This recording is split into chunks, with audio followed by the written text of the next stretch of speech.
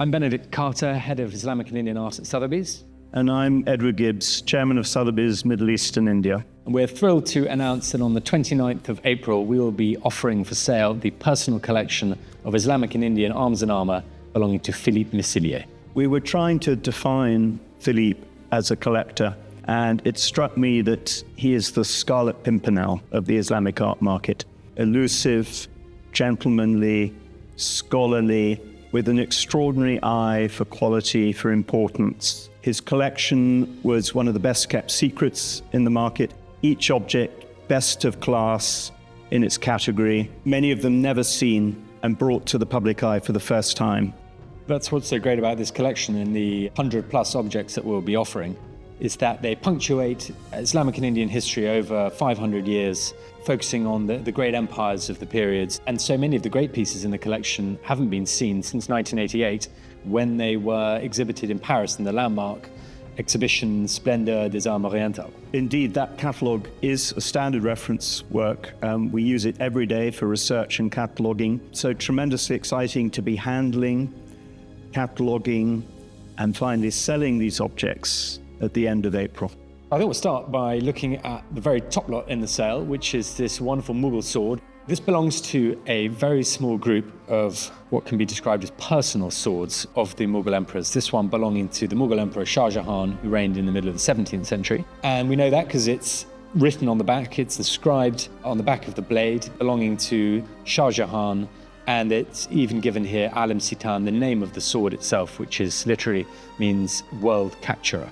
This particular sword was even recorded in the 17th century annals of the Venetian traveller Niccolò Manucci, who talks about these swords coming down through the ages. And so this came, belonging to Shah Jahan, then entered the possession of the next Mughal emperor Aurangzeb. That royal connection actually continues right up to the 20th century, because the sword belonged to the Lascelles family and came into the hands of the Earl of Harwood, who is a cousin of Her late Majesty the Queen.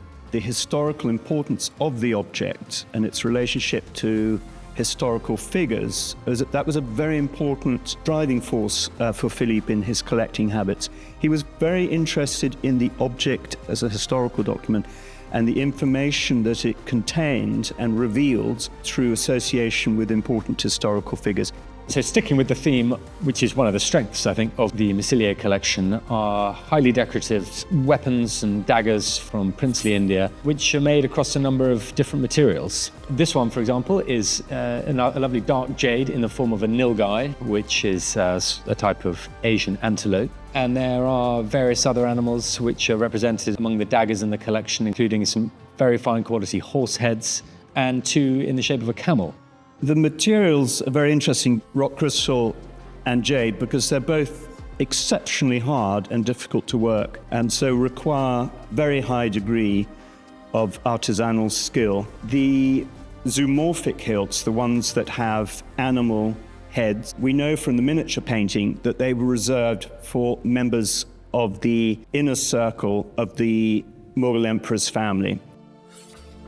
This is the iconic form of the turban helmet. It's covered with inscriptions which glorify the Sultan, and they're very close to inscriptions on a helmet in the Metropolitan Museum of Art in New York, which actually named Sultan Yaqub Beg, so we can pinpoint it to the end of the 15th century. But at some point, probably taken during battle, it's ended up in the arsenal of the St. Oren Church in Istanbul. We know that because there's a stamp here. And I believe that same stamp is also to be found on the horse armour behind us and the chamfrons, indicating that they've been in the Irini arsenal in Istanbul. It's all part of the journey of the collector, studying history, learning so much along the way. And I think that for Philippe was at the very heart of his collecting journey. I think what this piece, especially in the collection, encapsulates, it sort of marries historical interest and historical importance, but also an object of great sculptural beauty. So Edward, tell us the story behind this group of pieces in the corner. Three fascinating objects, all dating to the late 17th century. In fact, they can be dated even more precisely to 1683, the Second Siege of Vienna. This was a great turning point in Ottoman and European history. The Ottomans had a military aspiration to take Vienna for over 150 years. In 1683, they assembled their forces outside the city gates. There was a 2-month siege. The city was relieved by a combined German, Austrian and Polish force. 18,000 cavalrymen, including the famous Polish winged hussars, routed the Ottoman army, broke through their ranks and drove them from the field of battle.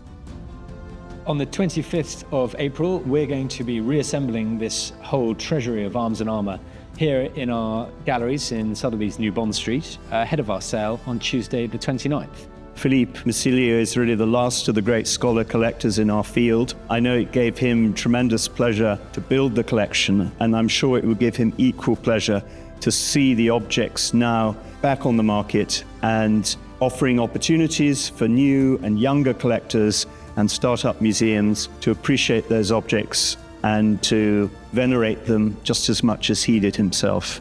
We've never held a sale quite like this before. I think it will be a very exciting occasion. Indeed.